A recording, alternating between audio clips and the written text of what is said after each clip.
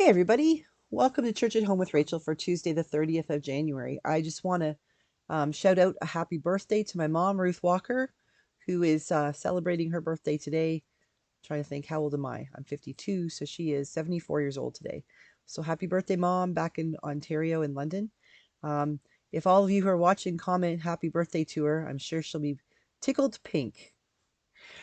This morning, again, I'm using the Our Daily Bread from a year ago. This is from Sunday, the 25th of September. And it says here, it's quoting Mark chapter 8, verse 36. What good is it for someone to gain the whole world, yet forfeit their soul? It says, choose wisely.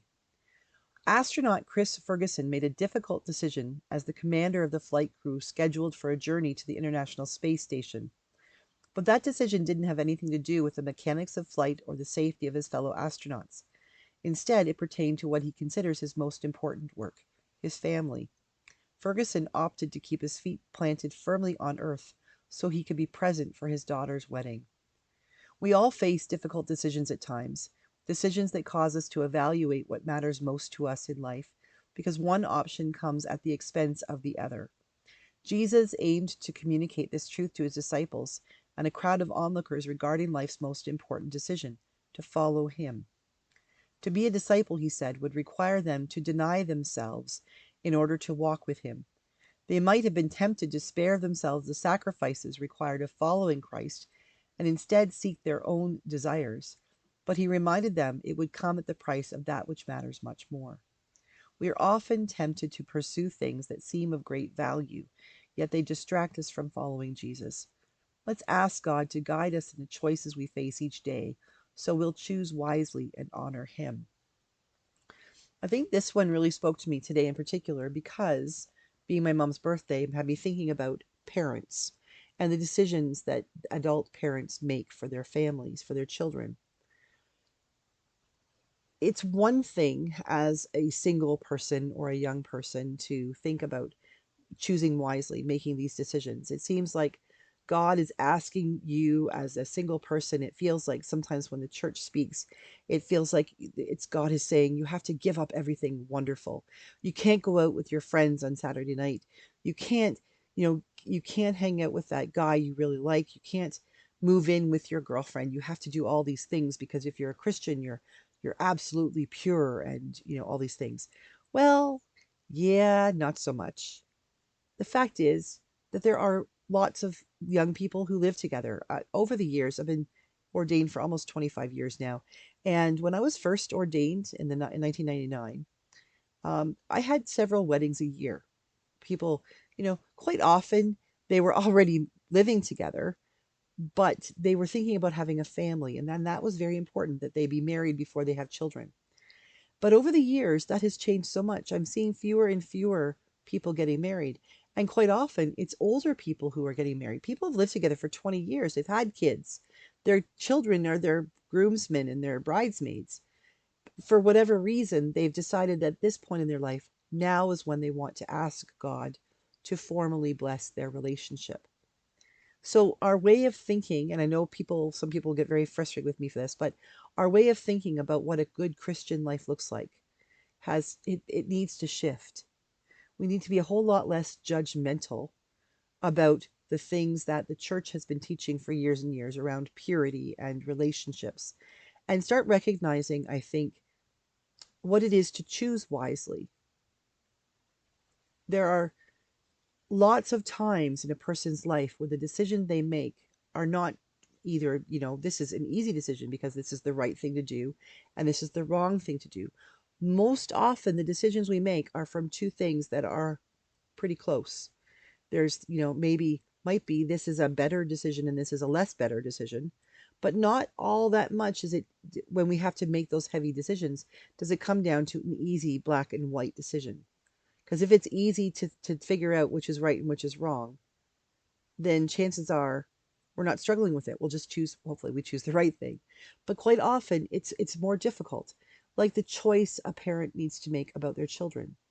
If you've got a child who is brilliant and independent and is great at sports and does all of these wonderful things and they don't need your help, and you have a child who struggles a bit more and needs some assistance, are you going to choose to always go with that child who is independent and can handle it themselves and always do only things with this other child?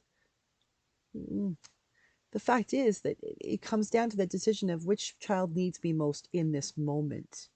Because the child who needs your help all the time needs you to be there, yes. But maybe sometimes they need a little independence. Maybe even though it looks like they can't do this on their own, or they'll just get frustrated, maybe the decision is that they need to be frustrated. Maybe they need mom and dad or other people to leave them to fend for themselves for a minute so that they can learn some things.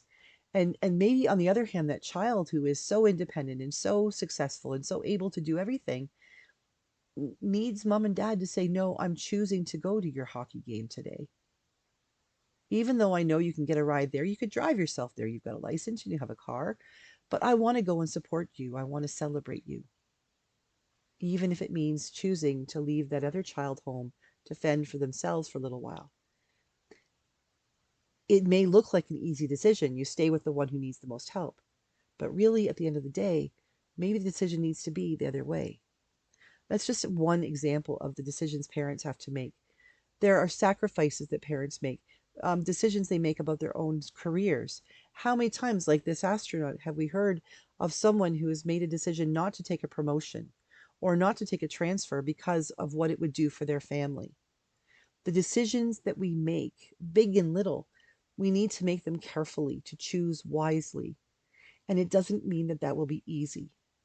But what will happen is if we choose wisely and if we choose faithfully, if we listen to what God is speaking to us, if we turn to Christ and say, from scripture and from prayer and from listening for other people who might give us information, might give us advice, if we listen to how would Jesus want us to do something about this? How would Jesus respond? I don't like the question, what would Jesus do?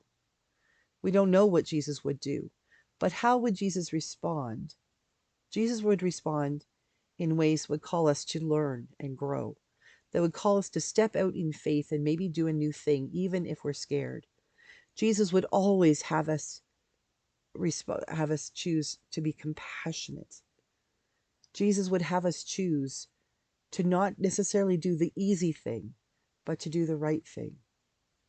It isn't always easy to know what the answer is, but it is always available to us to turn to God and to pray and say, what should I do? And then take steps forward. Even if we don't hear God saying, choose A or B, we will have little nudges. We will have opportunities. And even when we think we have heard and maybe it turns out not working out well for us, we can still learn from those decisions. We can learn from the circumstances. We can continue to learn to choose wisely. And the good news is that no matter what we do as parents, as children, as colleagues, as coworkers, as neighbors, no matter what decisions we make, even when we make the wrong decision, we can start again. We can repair what has been broken. We can learn from from the experience we've had, and we can continue forward to choose wisely, to make a decision that will be helpful for the next time we need to make a decision. Choose wisely. Make choices that draw you closer to the heart of God, and those choices will help you draw closer to the heart of your family, your workplace, the whatever it is that God has called you to do, the people God has called you to be with. When you choose to walk closer with God, you will choose a way that enlightens and enriches your relationships with others as well. So this day, pay attention to the decisions you have to make, even if they seem black and white, because probably they're not. There might be a shade of rainbow in there. And allow yourself the time to respond and choose wisely. Have a great day, and God bless.